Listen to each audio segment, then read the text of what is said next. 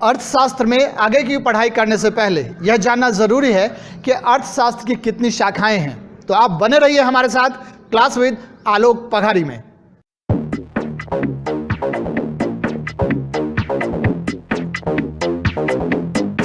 Welcome back. आइए शुरू करते हैं।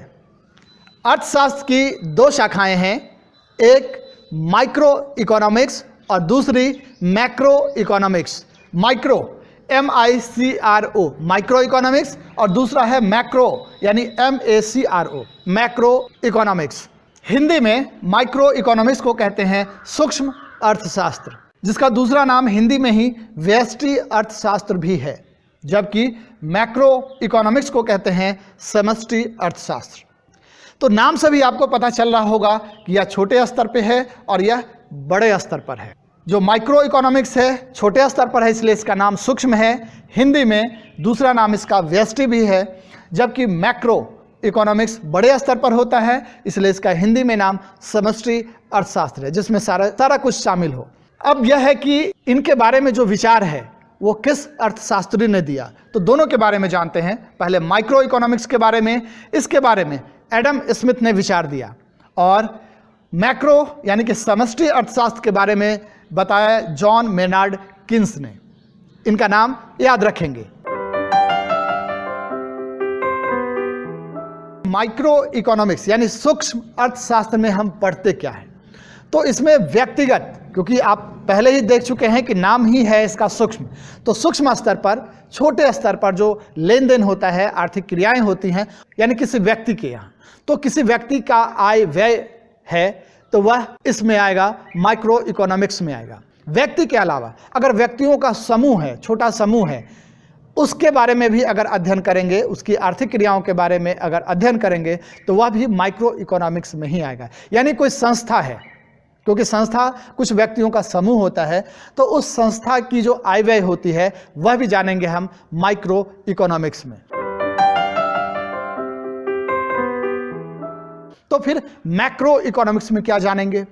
पूरी दुनिया में बहुत सारे देश हैं और हर देश की अपनी एक अर्थव्यवस्था है। भारत की भी अर्थव्यवस्था है।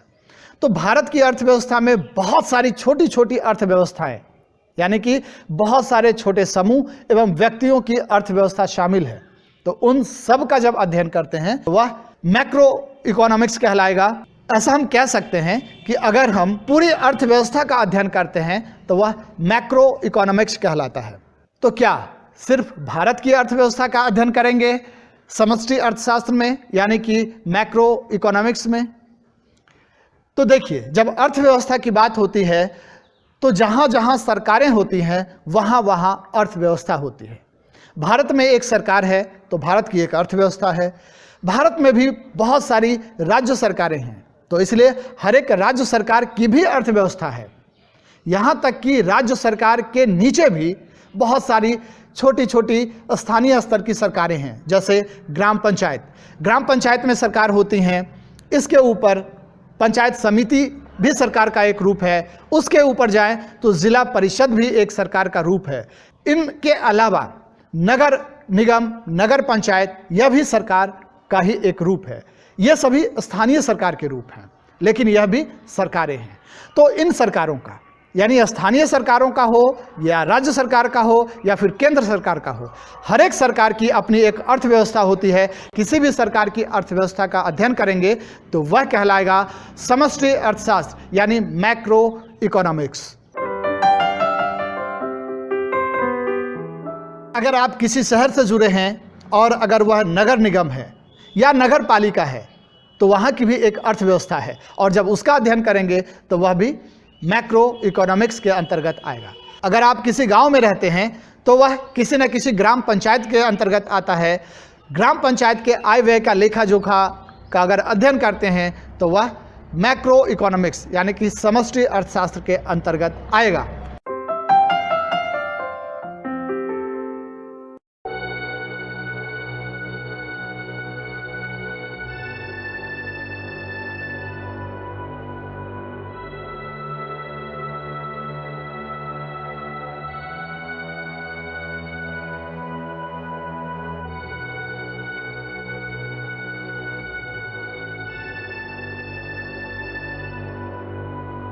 तो अब आप जान चुके हैं कि अर्थशास्त्र की कितनी शाखाएं हैं और कौन कौन सी शाखाएं हैं, और उन शाखाओं का विचार किस अर्थशास्त्री ने दिया, और उस शाखा में हम किन चीज़ों का अध्ययन करते हैं। तो उम्मीद है आज की क्लास आपके काम की होगी। अगले टॉपिक पर अगला वीडियो लेकर फिर हाजिर होऊंगा। तब तक के लिए नमस्कार।